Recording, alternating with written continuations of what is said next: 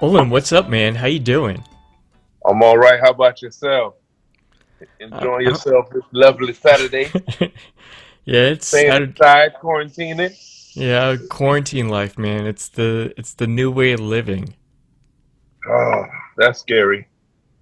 But better be safe than sorry. Yeah, I feel like there should be a reality show on just living the quarantine life now. Give it another month. If we're still quarantining, there'll be one out. So somebody's putting it together right now. It's in the works. I mean, and if not, you need to hurry up and do it. Somebody needs to hurry up and do it. Here's what's probably happening right now. The people that's doing the reality shows, they'll have that in the episodes. Olin, speaking of living this quarantine life now, how's things with you? You're not, I mean, I'm here in Boynton Beach, but you're over in Lake Worth. So you're just like two, three cities away, maybe like 20 miles away from me. So I haven't got a chance to really got chance to go to Lake Worth since this whole quarantine. But Mhm. how's things over in Lake Worth? How's things going on in your life, in your neck of the woods? Everybody got masks. Everybody's doing the whole mask thing. At first nobody was taking it like serious, but Hmm. now I think it went from hear people are dying on TV to hearing a friend of a friend Yeah. died. Oh So man. it's getting closer to home. So right now I think people are really taking it serious because it went from something far to now, hey, this is in our backyard. This is here. So yeah, people are starting to take it serious. Yeah, man, and it sucks. I honestly haven't got a chance to go to the beach in a while because of this whole like situation. And I think they're saying now they're kind of slowly The, letting the people. beaches, the beaches just opened up as of yesterday. Okay, all right, well, Yeah, at least, but yeah, but come on, okay. If it wasn't safe a week ago, what's the difference? What makes it different now? yeah, I personally think that it was okay to begin with because you're outside in nature. Um, how close can you really get to somebody inside the water, mm-hmm, other than your family that you came with anyway? yeah, But but hey, they want to be safe. They just don't want to have people out and about because if they said the parks were open, that means people go to stores to get items, to go to the beach and have picnics and parks or mm-hmm, whatever, have parties. So it's still gonna have gatherings. yeah, So yeah. they shut it down. So, Olin, before we really get into this Irie chat, do you want to tell our listeners who you are and share us your story a little bit? Ooh, okay, I can do that. Well, I'm Olen Whitely. Jesso is my musical rap name. I'm a photographer, videographer. Um, I specialize in I specialize in photography of the human body. I would say Mm, that's what I love to do. So with that comes a responsibility of being a gentleman and not taking advantage of mm-hmm. the subjects. Um, That's important to do for what you do, man. of course, say Yeah. it's pretty much you're seeing somebody at a vulnerable state. Mm-hmm. So to get to that point, a trust level has to be formed. Mm-hmm. So people are not just coming and saying, "Okay, I'm just gonna take off my clothes for this stranger." Yeah. Saying Yeah. so you have to already have the reputation of being a stand-up person, Mm-hmm. or you guys already had a relationship, Yeah. Yeah. like a personal relationship that they know. Okay, this is somebody I feel comfortable around. Mm-hmm. So yeah, with that and just keeping that good reputation has been getting me work. You're a stand-up Yeah, guy. Yeah, I can see how people would feel comfortable around you, man. that's cool. That's cool. I mean, treat people like they want to be. Well, like they treat. I treat people sometimes better than they treat me. Hmm. Yeah, you treat people like you want to be treated, Yeah. but sometimes you got to teach people how to treat you. Yeah. Yeah. Some people don't know. Yeah, exactly. Some people just don't know how to be nice to other people, or as nice Some as they people weren't, should be to other people. they weren't raised like that, Mm, and before I would have looked at it as, oh, they're bad. But then yeah, the older I get, the more I see, okay, we're raised differently. yeah, yeah. And but if I know you know better, then that's something else. Mm-hmm. Now that's just disrespectful. Yeah, totally different story, man. Yeah, but yeah, say I mean it is what it is. I'm just a regular guy trying to make it. Say I need to hurry up and make it because I just had a baby girl and she's growing, and by the time she gets to 5, I need to be retired. Yeah, yeah. She's getting big, man. You're posting a lot of stuff. She's getting pretty big, man. Um, at first, when she first came out, I wasn't gonna post her Mm-hmm. because I felt like got to keep it to myself. But Yeah, then yeah, I said, who am I? If she brings me so much joy, who am I to keep that for myself? That's kind of selfish. mm-hmm, mm-hmm. If Yeah, I can post a picture and make somebody feel good, that's yeah, what she's here to make people feel good. If that's what I do, how yeah, can I stop her from doing what she do? You know? yeah. And she smiles a lot like you, man. You're always smiling too in your photos. Even when you're not in the photos, you're always smiling, and I guess That's she my gets it from you. and I'll take that. I'll take that. Say I always thought that kids smile like they do the whole they pretty much do what they see. Mm-hmm. But when I first had her, within the first 10 minutes of holding her, it was just her and she looked up at me and smiled, and I'm like, how Yeah, do you yeah, just do that? So that kind of just threw my whole theory away. yeah, yeah, And now I'm thinking it's just the person, the personality is just some people are just naturally happy, naturally yeah. positive. So that if anything, if she taught me anything, she taught me that so far. Hmm. That's wise knowledge, man. Telling you, Well, so to add some background for our listeners, Olin, you helped me out with the first three episodes I did for the Irie Chat YouTube series, oh where yeah, we did the first episode in Boca Raton, we did the second episode in Memphis, and then the third one in New Orleans. So we worked together on all those projects, which that was. I have to first off say thank you that for, for I know that's a pretty unique gig that you usually what that you was awesome. get from your other projects. So I had to like, I really thank you to be pretty flexible on that. So I No gotta ask, problem. man, just experiencing that with me, how'd you like that adventure? It was a great adventure. It was a great start. Say, I feel like the first one was a for us to learn off of. Second one, we got better. By the third one, we were in our groove. But we were in our groove by the time we did the third one.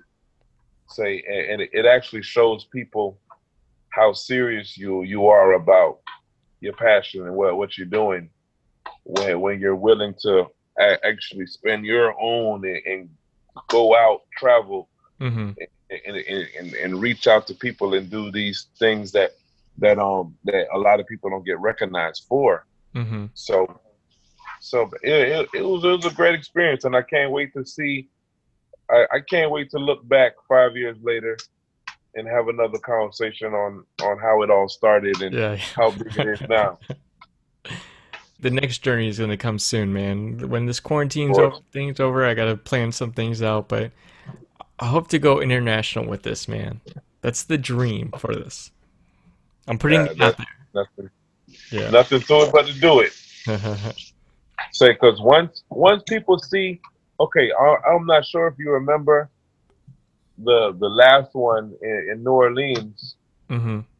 The gentleman that came up to you afterwards, I think they were from the UK, and they were asking questions on, how can they get their artists featured, Yeah, yeah. stuff like that. Pretty much that old saying of, if you build it, they'll come. Mm-hmm. You got to build it first. Yeah. So right now you're in the building process, and when people see you building, that's when they're gonna come to say, okay, I'm trying to get in this building here. I'm trying to be a part of it. This is the building to be at. Yeah. Is still in the building. Yeah. When we did our filming in Memphis, I didn't know that you actually played college football. For our listeners, Olin is a good family friend of mine, and before I knew him or before I met him, he's actually been friends with my brother and my father. So he's actually been a good, I'd say he's a family friend because he's always been around. I knew some things about him, but I didn't know he played college football. College football was fun. Let me see how I can go about this without getting people in trouble. But as far as college football, it was the ideal thing you think about when you think about a college football player and the fun they have. Pretty much, I got to travel all over the United States playing college football, Hmm. and I mean it was a great experience. Where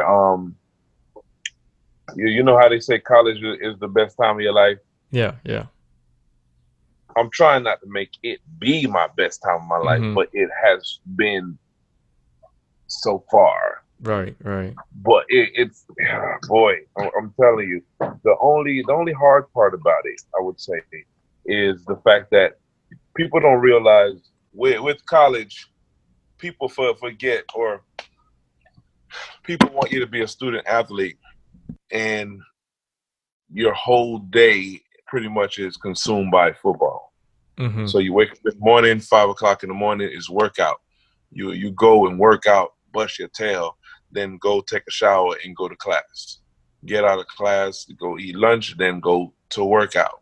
Then Hmm. you have football practice, and then you have film watching, and then you have study hall. So you don't get home until about 11 o'clock. From 5 in the morning to 11 o'clock at night, your day is scheduled, planned Hmm. out.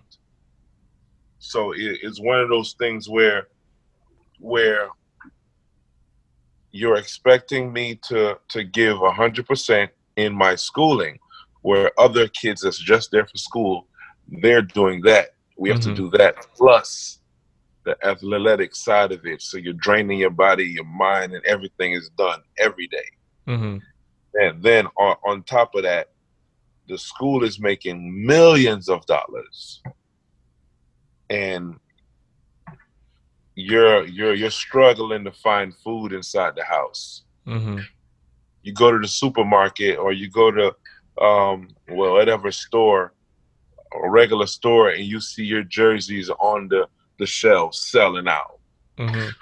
You see your face all everywhere. You see your face everywhere. Your jerseys selling out. Your little um, stuff that they're making money off of you, and Hmm. you struggling to eat. Mm. So that I don't feel is right. The coach's salary is up in the millions. Yeah. Everybody's eating, everybody's prospering off of your likeness, Hmm. and you can't get paid off it. And they're like, well, you get paid from you get a scholarship. Yeah, Okay, yeah. so you're giving me $100,000, but you're making you're making 500 million off of me. Wow, yeah. I never looked at it that way. That's what I'm saying. So it's kind of like, even if you gave me 1% of what you were making off of me, I'll be set for life. Hmm. But no, they're not gonna do that. But I actually heard they're gonna pass a law now. They pass a law where players are gonna start getting paid in college, but it's gonna be um pretty much by player. Hmm. So if you're not a top player, that they don't have your jerseys out, you probably won't get much. But I do feel like they should get something. Well, college was great. Um, love the people that I met. Relationships that'll last forever. Um, my college playing wasn't where I wanted to be. My recruiting coach left my freshman year. Your recruiting coach is like your representative. Like, that's Mm. the person that makes sure you get some playing time. So the person that was in charge of making sure I get on the field he left to go to a different school that left me in the hands of people that did not want or was scared to even give me a chance because Mm-hmm. they didn't recruit me. Mm-hmm. Hmm. One time I wouldn't say played a trick, but I was frustrated and I'm trying to find a way to get on the field. So I went to my coach and I brung him like my coach now. I went to my position coach and I brung him my highlight tape. But I didn't bring him to it. I didn't bring the highlight tape to it like it was me. I was like, "Hey coach, you gotta check this kid out." And we watched the tape and he's like, "Oh man, this kid's good. How can I get in touch with him?" I'm like, "That's me." Yeah, And that kid's me, man. That's that's me. what I'm saying. Yeah. Now that one let me know he didn't even know who he had and who he Yeah. was coaching. Yeah. And two, he wasn't trying to know who he was coaching. So after he saw the tape, he let another coach see the tape, and then another coach see the tape. But at the end of the day, they still couldn't do nothing because everybody's their job is on the line. If Mm-hmm. they say they vouch for me and say, yes, Olin, I think he should be in the game, and I mess up, they can get fired. Oh wow. And the reason they're not going to take that risk is because, of course, they need their job, and they didn't do the man hours to recruit me. They didn't watch me for 4 years in high school.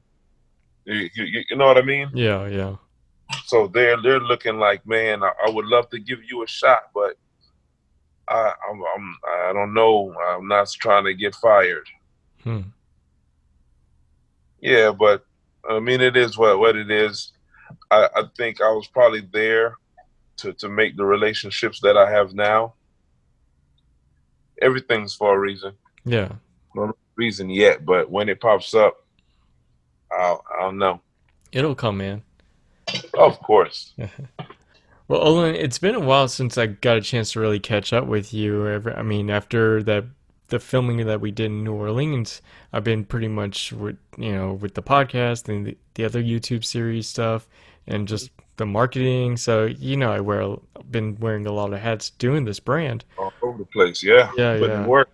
Yeah, so I haven't really got a chance to catch up with you, but since we kind of really last really hung out and talked to each other, you just became a father. You just became a father right before we filmed our third episode together. So how's Oh, fatherhood treating you so far, man? fatherhood is amazing. If I'd have knew it was gonna be this good, I would have had a baby years ago. Say, okay.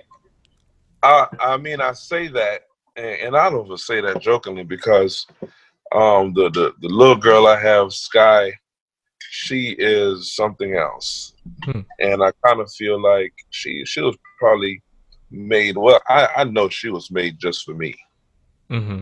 because of the stuff that she does, the energy that she brings, the positive smiling she always does. Everybody says she gets it from me, and like I can kind of see that, but Yeah. I didn't know she was gonna be like that. Hmm. Like if somebody would have, if I had another baby, a different type of baby, then it probably would be hard. But with her, lights up my day. Yeah, yeah. So now I can understand, or I can relax Mm-hmm. because the whole tension of am I ever going to be a father, Mm-hmm. that's gone. But then another one comes up of providing. Yeah. You know, now I got to bust my tail to make sure that she gets her milk. She don't care what's going on. I'm Yeah. hungry. I'm actually cooking right now. So we're in a cooking with Yeah. cooking Olin episode. What are you cooking? I'm cooking stewed chicken. Stewed chicken. Well, I mean, I just gotta, just It's add not some background for the listeners. I know Olin's Jamaican, and I've been yeah, over man. to this place, and they've had like parties, and they'll make a lot of Jamaican food. So, are you making some kind of Jamaican dish, or this just regular stew? Stewed chicken is a Jamaican dish, yes. Okay. So it's pretty much I can't really explain it because it has always been around me. So pretty much it's just like chicken to me, Yeah. but just a different way to cook it. So instead of just frying it, you got the gravy, Yeah. the rich gravy. It's pretty much the chicken smothered or cooked within the gravy, Hmm. within like a brown gravy. So it's like a stew type of Hmm. meat feel. Cool. It's pretty good. You should try it one day. Yeah, yeah. Yeah, I definitely will. So, besides being an awesome chef that you do, you're a videographer. You take photos, you do a lot of recording of filming and all that stuff and editing. So, what got you into that career? What got you into being a videographer? Give us some backstory on that. All right. So I went to college. I always been into taking pictures. Like I was a kid that always had a camera with him in school, taking pictures with meeting girls, whatever. But when I got to college, they asked me what would I like to do for an elective, and I'm like, she read down some stuff, and I'm like, that videography. I mean, that photography looks good. I like taking Mm-hmm. pictures. Yeah. So when they put me in the class, I was there for fun. I was just having fun. But the teacher, she'll give assignments and she'll have the work up on a big jumbotron and she'll critique the work. And you got people that's their life. They want to do this since they were little. Yeah. And she'll rip apart their projects. And when she'll get to me, for some reason, she's like, "Oh my goodness, this is beautiful. Like, how did you get this and this and this?" And I'm like, "I don't know. I just like taking Yeah. pictures." Yeah. So she pulled me up after class and she says, "Hey, Olin, let me talk to you right quick." And she's like, "Hey, you really have an eye for this photography." Hmm. She's like, "You really should think about doing this as a career." And I'm like, "So you're telling me I get paid for taking pictures of naked girls?" And she's like, "Yes." She's like, "You got Sports Illustrated, you got magazines, you got all this." And I'm like, "Are you serious?" She's Mm-hmm. like, "Yeah." I'm like, "Sign me up twice. Let me make that my major and my minor." so so that's how we all got started. But I think I gravitated to it Mm-hmm. because there was no wrong answer. When it came to classwork, and the teacher told me, she's like, with photography, videography, all that stuff is an art form. So Mm-hmm. there's no wrong answer. You're you're the creator. Yeah. So if the pictures all come out dark, you're supposed to say, that's the vision I was going for. I like that. but but at the same time, it's kind of like, so since it came with that freedom of doing what you feel and doing what you felt looked right and you thought went with it. Mm-hmm. I like that idea. I like that idea of I can't be wrong with this. So when with me can't being wrong, I'm like, okay, I think I want to explore this a little more. Mm-hmm. So yeah, that's how it came about. Yeah. And with the videography though, Mm-hmm. when you do study one form of that art, they make you study the whole thing: the producing, the directing, videography, photography, the development of film. They make you study everything. So while I was studying everything, if you're a photographer, it's so easy to me to be a videographer because Mm-hmm. you already see the shot before it's Yeah. there. And me being a creative type of person anyway, whenever it comes to creating things, I like to create clothes, I like to create art, I like to create music, anything that has to do with the creative side of my brain, I'm on it. What's a big goal for you to do with this career? Is it like ultimately are you dreaming to make a like a big box office movie, or are you just hoping just to make amazing pictures so everyone can see? One of these days, of course, it's elementary school teacher asked me this same question one time. She asked me, "What do you want to be when you grow up?" Mm-hmm. And I told her, everybody was giving the typical answers. And when it got to me, I said everything. Hmm. And she started crying. I didn't know why she was crying. I'm like, "Why are you crying?" She's like, "Cause she, I guess her as a teacher, she instilled in us that you can do anything you want to do. Yeah. So by me saying I want to do everything, Mm-hmm. like, okay, that's a start. That's an amazing start because now you, the message that I've been putting out, you got it. So with that is like I don't have that one thing of I'm gonna make a movie and then I made it. Mm-hmm. Say yes, I'm gonna do movies. I'm gonna do music. I'm gonna do fashion, and I'm gonna reach all of these maybe in different times of my life. But at before it's all said and done, all of them will be conquered. Would you say P. Diddy would be one of those people that you've kind of look up to and want to, because he's, conquered music, fashion, you name it, man. Like, what Um, doesn't that guy do? Diddy, What can't he do? Diddy. I think I got the whole little slogan of "Can't Stop, Won't Stop" from Diddy. Mm-hmm. His drive. I mean, I watched the drive, and I watch, his go getter attitude or whatnot. Mm-hmm. Um, I've seen him in some movies and whatnot, but it's not somebody that I just image. Well, I think about a lot. Mm-hmm. Me personally, I take the good from different parts of people Mm-hmm. to make one complete person. Hmm. So that's what I try to do. So I can't just pinpoint one person. As far as music, I would have to say Andre 3000 Hmm. because of his creative style is just his creative style is just amazing. Hmm. Um, and I just look at these different artists and I find the best parts that can fit me. Mm-hmm. Because I might look at somebody like a John Legend where I say, okay, his voice kind of sound like mine, so let me go ahead and hit these notes the way he hit it. I Yeah. never try to be somebody I'm not, because then it's hard. I kind of feel like it's hard to be somebody that you're not. It's easier just to be yourself. Yeah. Yeah. With the film, with the film world, I'm still learning stuff.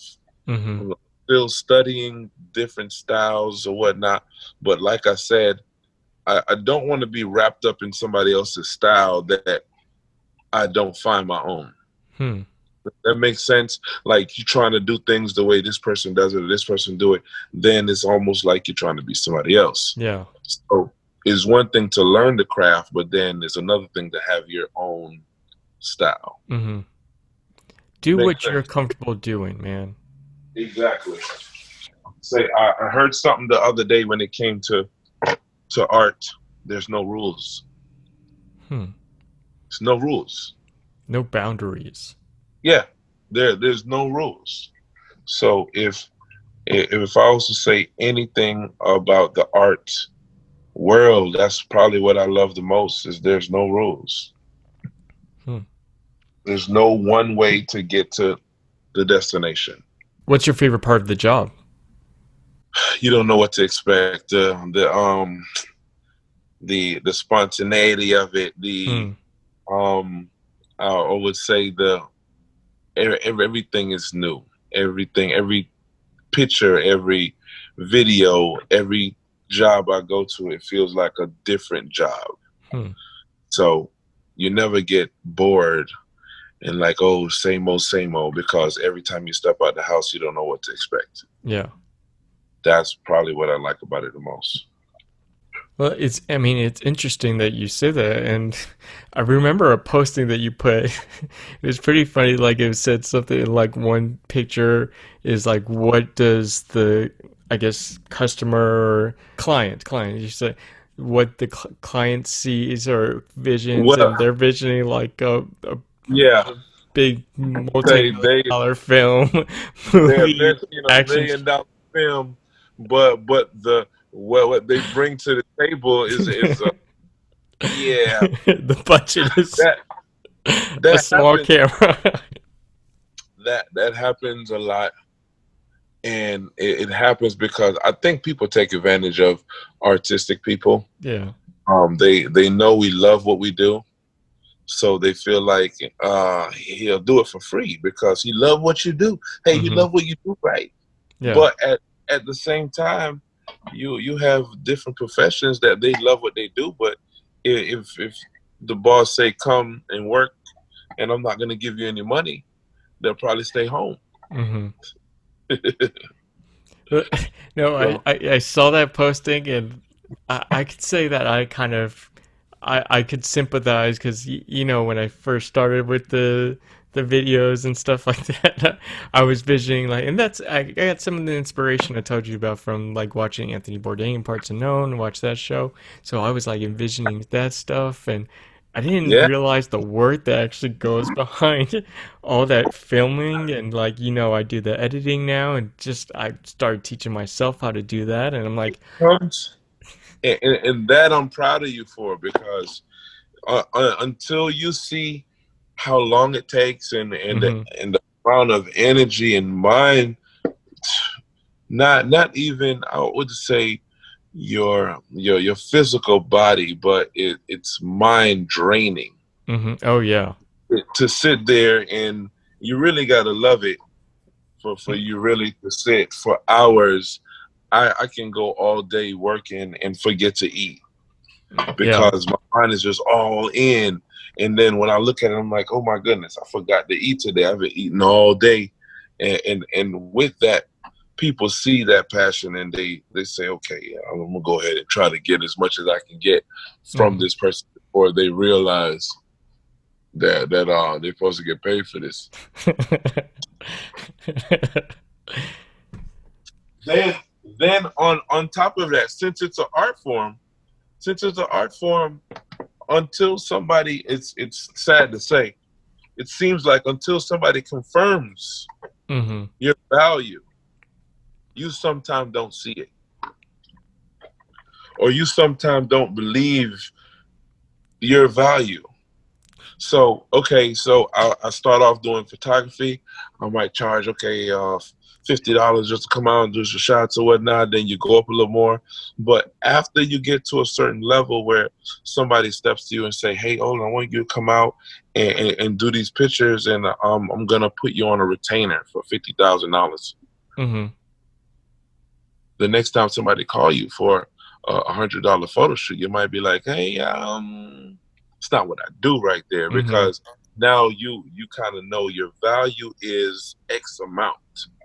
Hmm. So if somebody comes to you, unless you're doing it as a favor and you just want to have some fun or whatnot, Mm-hmm. but if somebody come to you and try to undercut you, it's kind of disrespectful because you're already you're work in progress. So if you're Mm-hmm. going up, you're going out, now somebody want to cut you down with one of those little low ball prices, Hmm. then you're like, hey, okay, I've worked hard. You haven't seen the nights of being up all night, Yeah. not eating, putting in work. Yeah. I put in work for somebody to hire me at this price. So you're pretty much paying me for my experience and the time I put in, just like a doctor, just like a lawyer. Mm-hmm. Yeah, Well, I just remember when we did the first episode that I gave you all my edits. yeah, So, like, just to add some context for the listeners, what I did, like, I gave the video for our first episode that we did in Boca Raton.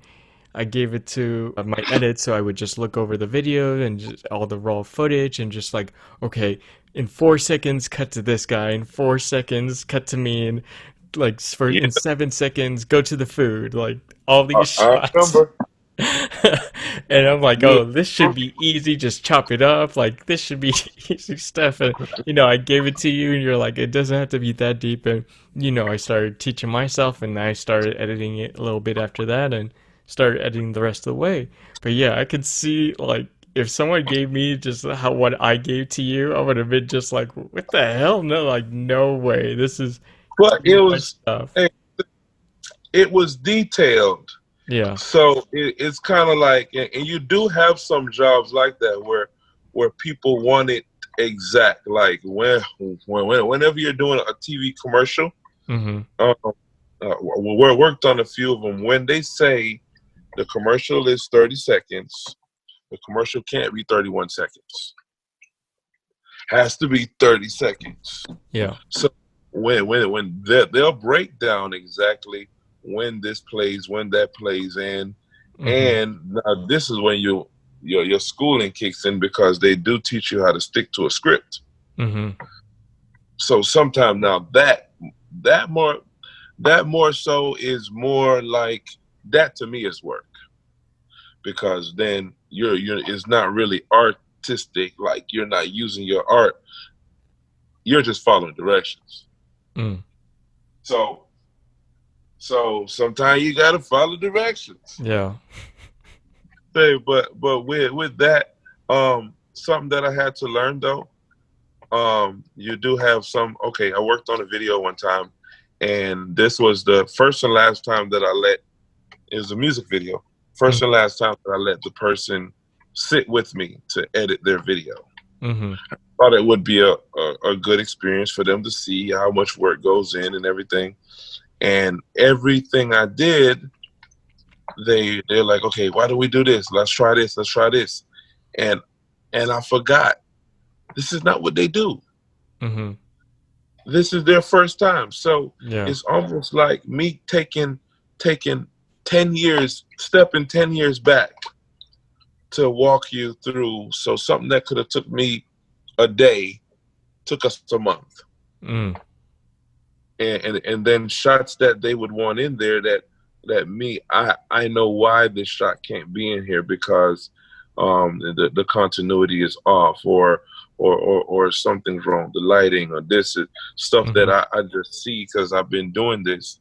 They don't see it until we fight to put it in there. Yeah. And then after we put it in there a couple of days, they're like, hey, that shot looks crazy. Mm-hmm.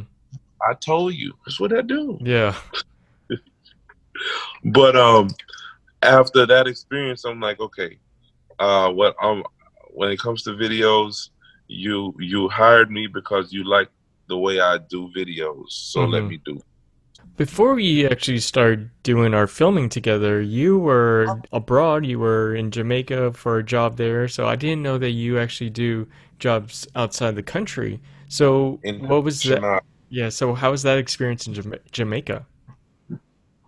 Okay, my family has a nonprofit called Children's Oasis, Hmm. and what we do every year, we go back and we give away books and school supplies and clothes and stuff like that for kids that can't afford it. It started when my sister, my brother was on the trip, and my sister saw a young boy erasing a composition book. Hmm. He had an eraser, and he was erasing everything. And she like, well, what you doing? She like, I gotta erase it to use it next year for school. Hmm. So pretty much everything that he learned this year, Yeah. he was racing because he had to use the same book for next year. Hmm. So she's like, how much are those books? Those books in America, we can get them for like 15 cents, 20 cents.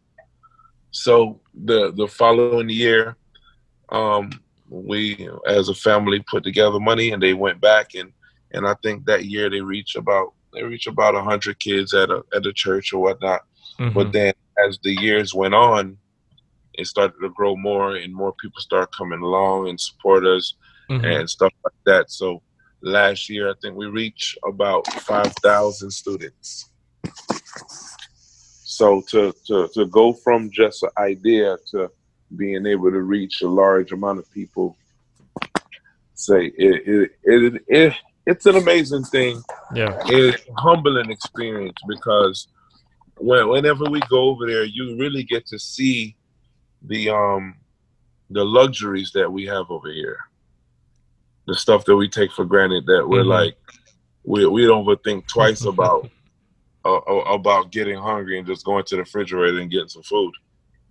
Where I say, in some point of your life, you should take a trip to a different country to see how other people live. Mm-hmm. Some point of your life, because until you do that, it's hard to really connect with what's going on outside of the United States. Yeah. I would love to go to Jamaica, man. Like, I can't believe I haven't. I love the Caribbean. I've been to other parts of the Caribbean, but Jamaica's like one spot I would love to go to. Jamaica is beautiful. Hmm. Say, I mean, I was actually there for the beginning part of my life. But people say, okay, you weren't raised in Jamaica, but I was raised by Jamaican parents in a Jamaican household, so it's Mm-hmm. about the same thing. You just had the convenience of the American um, luxuries. Mm-hmm. I would say Jamaica got to be the most. It's an easygoing place. I remember the first few times that I went on the trip, because I'm the videographer, photographer for the organization, Mm-hmm. and on our downtime, I was like, "Hey, what are we doing? Like, let's go do something. Let's go do something." It's like, Yeah. no, man. We sat on my grandma's porch, sat there for hours, and just like, this is a time for us to disconnect from the world, Mm-hmm. one, Hmm. and reconnect with your thoughts and your Hmm. plans and what you're gonna do next. So after that, that became like a must do, Hmm. a must do. Whenever you go over there, always come back re-energized for life, because you see what you have, you see what you don't have, you see what you need to do, and you got time to just disconnect from the social media and all other stuff that distracts you. Mm-hmm. You really see what you really need in life and what you don't. Hmm. Like right now with the coronavirus, some people lived in the club and they felt like they had to go, and now that they're not there, Mm-hmm. you just find something else to do. Yeah. Hmm.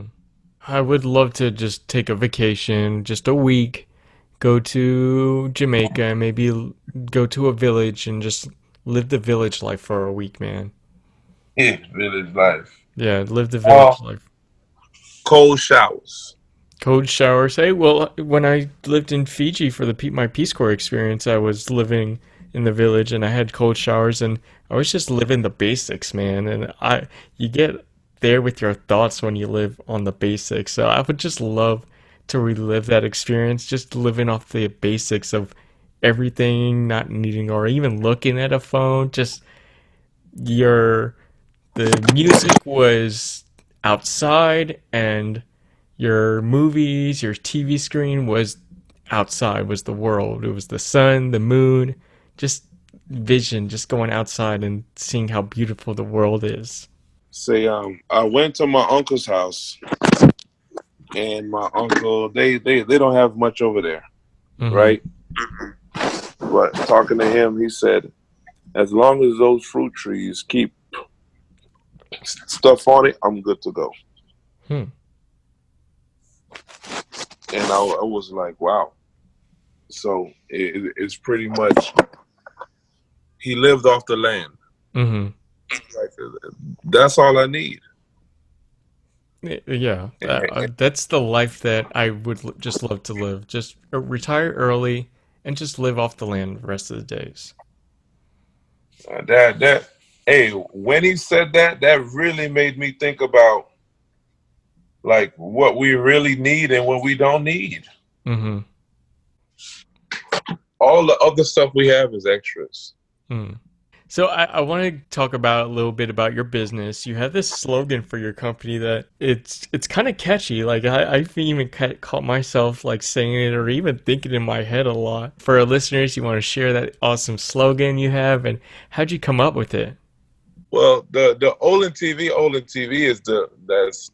I mean, I was in Colombia on a working trip with a lot of guys and whatnot, and every time I would come outside of the hotel, the guys would scream, "Olen TV, Olen TV," and I'm like, "Wow, that's pretty catchy." And Yeah, I'm yeah. like, you know what?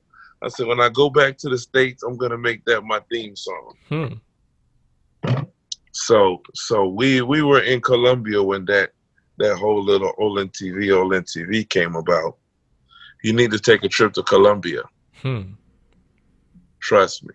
Colombia and Jamaica. All right, those are the go-to destinations for me. Go to Colombia first. Maybe we can try to Okay. set up some Irie Chat, I don't know, you videos over there or something. I would say Colombia is more fun. Mm-hmm. Um, oh, it might be more fun for me because I go to Jamaica all the time. So, Yeah, yeah. but yeah, say that's how that name came about. But it was so catchy that I just rolled with it. You can okay, say you have whatever you're gonna say, the Irie Chat, the Mm-hmm. name of the show. If every time people turn around they heard the word Irie Chat, Irie Chat, Irie Chat, Mm-hmm. your point has been made. Hmm. Like, you know what I'm saying? So Yeah. Huh. before I even posted any Olin TV material, anything, pictures, nothing, Mm-hmm. for 1 year after every post I made, I hashtag Olin TV to the point where I said, whenever people start asking me, what is it? Where can I watch it? What it's about? Mm-hmm. That's when they're ready for it, or that's when I'll start doing it. Hmm.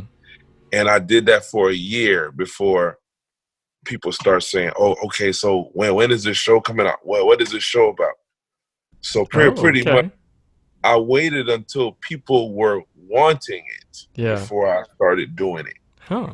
So it was a strategy. It was a plan. Say when I had the name, the little theme song, we didn't have any episodes yet. Mm-hmm. Well, the Olin TV business that you have includes it's like it's media, it's photography, but it's also includes your YouTube videos, which you also do a lot of the funny videos that you post on the YouTube. So are you trying to delve into the whole comedy scene too? It's advertising, yes, but it's all advertising. Say, and one may say, "How was the advertising?" Right before, just like you said, right before the video starts, you hear OLED TV, OLED TV, Mm-hmm. Mm-hmm. advertising. Hmm. And I'm just fortunate enough to be able to make stuff that make people laugh. I wouldn't say I'm a comedian. I haven't thought about. I thought about once or twice doing stand up, but I don't know yet. But to me, the internet is like unpredictable. You might make something and go viral, and that takes off your whole career with everything you're doing. Mm-hmm. And so as soon as you have, Dr. Miami told me this. He said, once you have 1 million people in your pocket, you can do whatever you want, Hmm. or you can call the shots with 1 million people in your pocket. Hmm. So with that said, I was like, okay, the music. I also do music, Mm-hmm. but I said I need a way to, I would say, trick people into listening to the music, but I need a way to get a fan base. Yeah. So once you have a fan base, then you can pitch your clothes, you can pitch your skits, you can pitch a movie, you can pitch anything after you have people that want to see what you do. Mm-hmm. Right now, TikTok is the thing that's blowing up. I saw that you started posting some stuff too, and dude, you look like you did. I haven't even touched TikTok. I don't. I'm not even sure how I would use it, but it's Huh. blowing up, man. And you did So something with your eyes were glowing or something. so TikTok has these effects and all that stuff, and it's pretty much different filters. But I posted a video, okay, last night before I went to sleep, and I took a shower. I came back. I checked to see how much views it had. It was up to like 7,000 views, Oh wow. and this was in like an hour. Mm. So imagine after I keep doing it, and you're getting in the thousands and the millions of viewers, Mm-hmm. followers, then you can slide those viewers over to Instagram, YouTube, and now you have the million people in your pocket. Mm-hmm. So it is, as much as I don't want to learn a whole new platform of networking, Yeah. either you're gonna learn it or get left behind. Your videos are funny, man. Like I love a couple of your YouTube videos. They're really funny and they've got a lot of views that if people want to look you up or they can see the information in the episode notes. But one of my favorite that you do is the Takashi 69 impersonation in which you become Sriracha 68. And you So had that's the whole wig on, you're in the suit like you was in court. You had the tattoos. Dude, that was like so awesome. How'd you come up with that? I was in the thrift store and I saw the wig, and I was like, "Dude, this might be funny." And the thrift store people, they saw me trying it on, and one of the women that was there, rest in peace, she passed away. Hmm. But she told me, she was like, "Oh my gosh, that looked like that 69 boy," and she's like, "You should do something with that," because Yeah, yeah. she was a fan. She would come on my page, and every time I see her, she's talking about a different skit or you headed off to another country, Hmm. and she was so excited about that stuff. So I mean, I could not do it when she was asking for it. Hmm. So she kind of got me started with that. She's like, I run into different people that I would say um help me when I don't feel like going on. Like I don't feel like doing the music or doing the comedy. But then when I run into somebody and they can tell me the last 5 skits I did and they know everything, you're like, how can I stop if you're actually blessing people with entertainment? Hmm. So she was somebody that whenever I seen her, she knew everything that was going on. So yeah, that's where that skit came from. Hmm. Rest in peace, the lady from the thrift store. I don't even know her name. Well, did you hear that he's free now? I think like just last week he got released.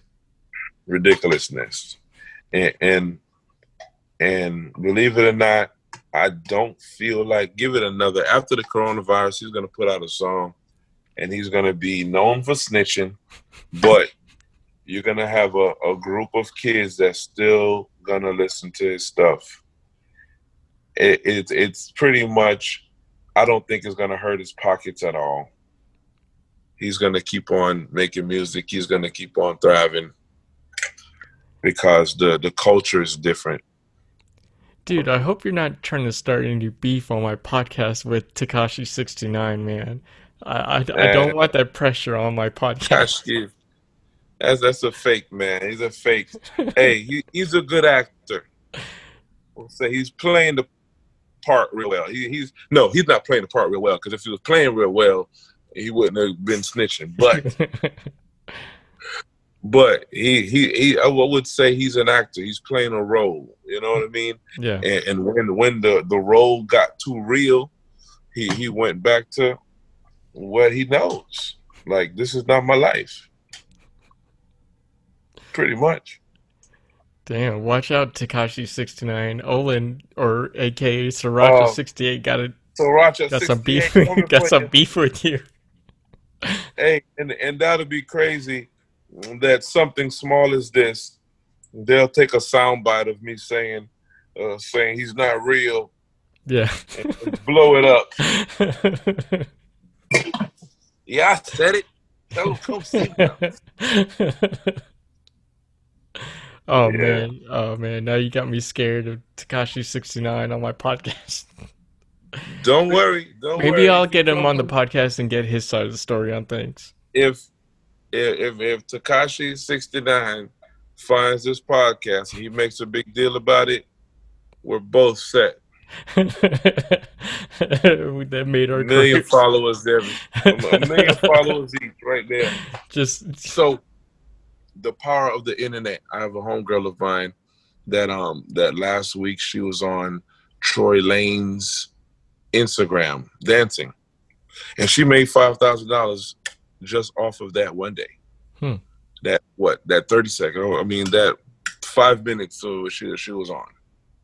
So the internet's so powerful these days, right now, where you have different people that have their own OnlyFans page. I know girls that I take pictures of that make $15,000 every time they post a video. Oh wow. So when people said, "Oh, you're an Instagram model," and they Mm-hmm. laughed at it, now those Instagram girls are Mm. making serious Yeah. money. Serious money. I know. I mean, I have a client that I take pictures of at least once a month, and we take natural pictures to make it look like nobody ever know who this person is, but we take natural pictures to make it look like she took the pictures with her phone, Yeah. or Okay. just a regular picture, but she hired me as a professional photographer, Hmm.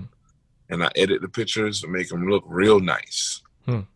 Because now when she posts these pictures, we might do like 6 or 7 outfits, and she'll post these outfits throughout the month, the Mm-hmm. different looks, and get thousands upon thousands of viewers. People go to her other pages and give her a subscription fee once a month Hmm. to watch her. So think about having this person. I'm thinking they charge $40 subscription fee a month just to look at pictures and videos of them. Mm-hmm. So I know for sure she has about 3 million followers. Now, even if 1,000 of those people subscribe to her page at Mm-hmm. $40, so you're telling me every month you get 40,000? No, wait, is that for 40,000? No, that's not 40,000. I'm Is not that familiar 40? with it. You That's could give me any random 40,000. number, I believe it, man. No. Say, I mean 1,000 times that by 40.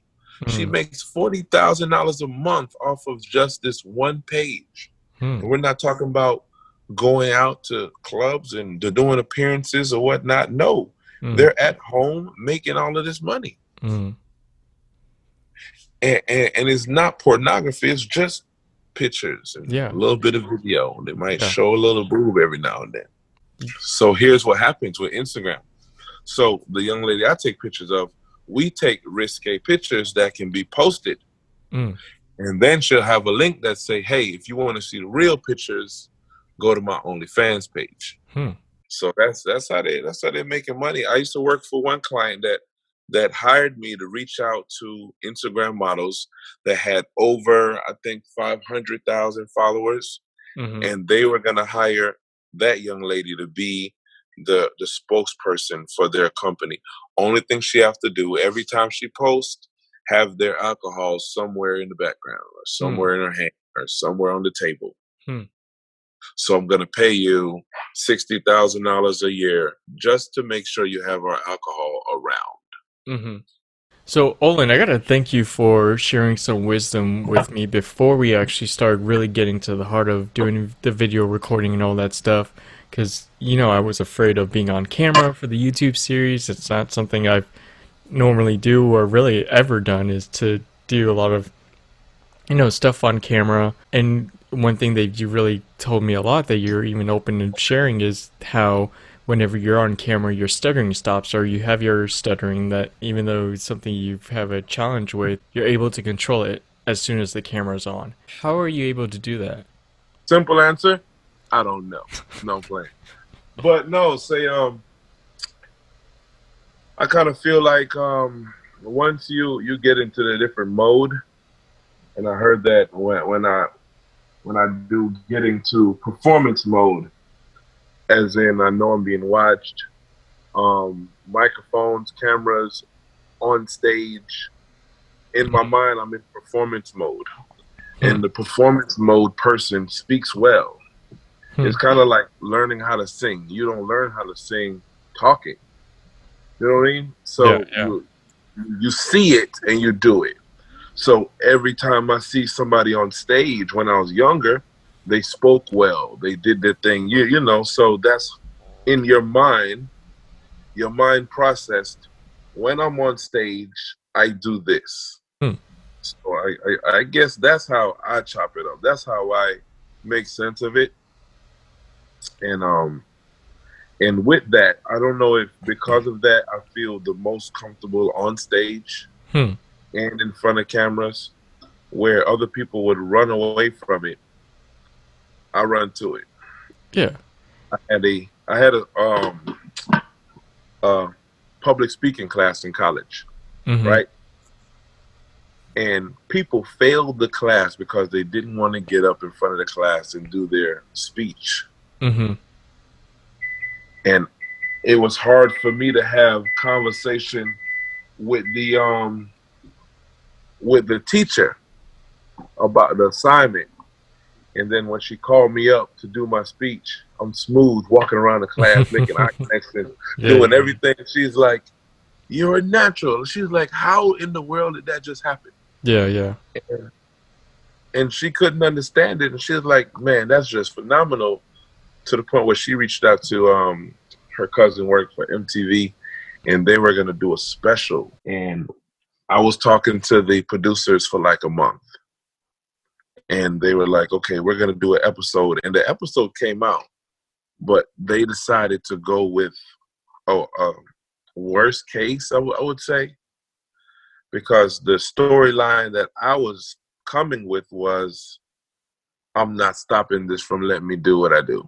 So my story was going to be more uplifting, like, okay, this guy is not letting this speech impediment stop him from doing anything. Yeah, yeah. But they went with the Sab story. They went with the sob story. They went with the worst story. They found somebody that stuttered worse than I did. And they went with that. Mm-hmm.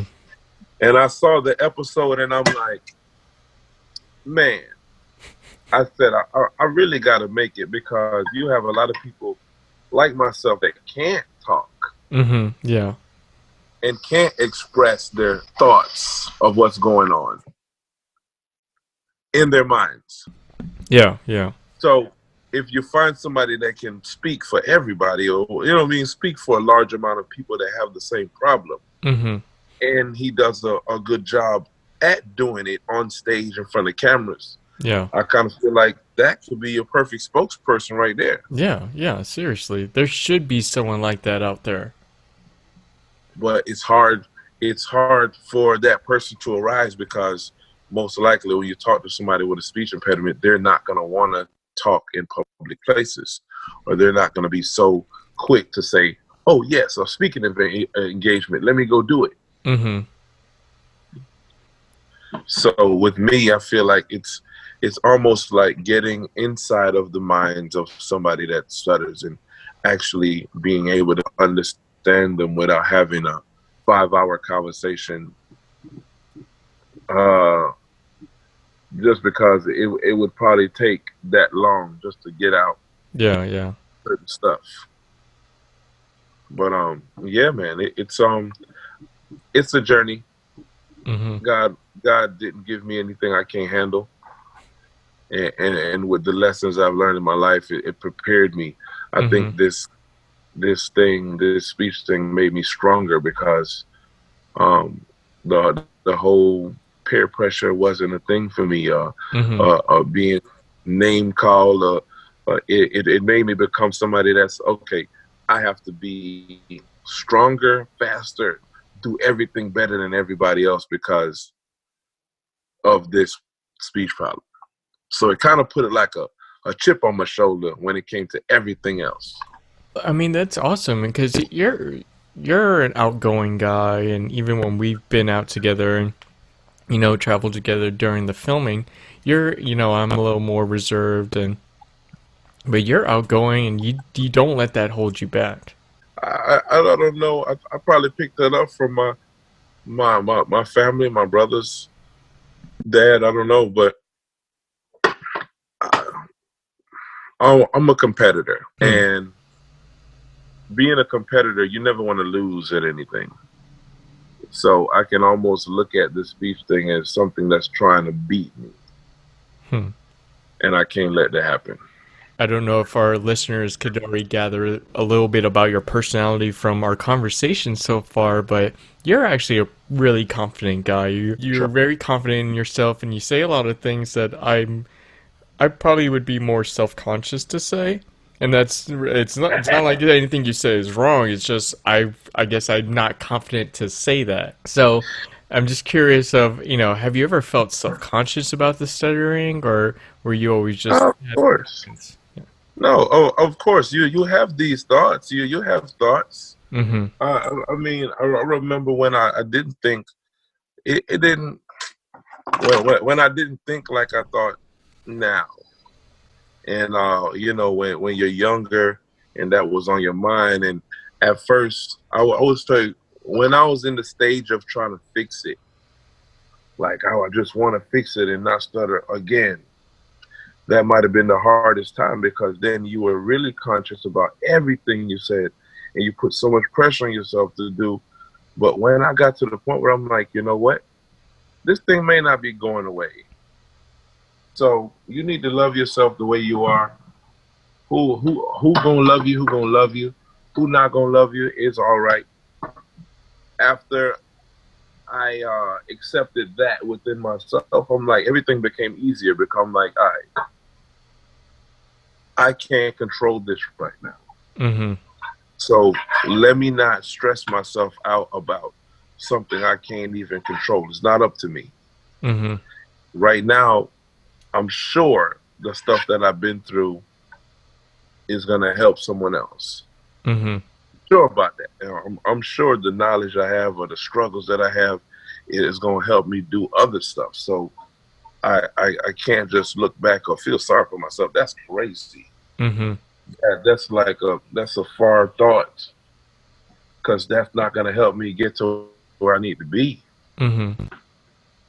One thing that the subconscious thing, like everybody has weaknesses.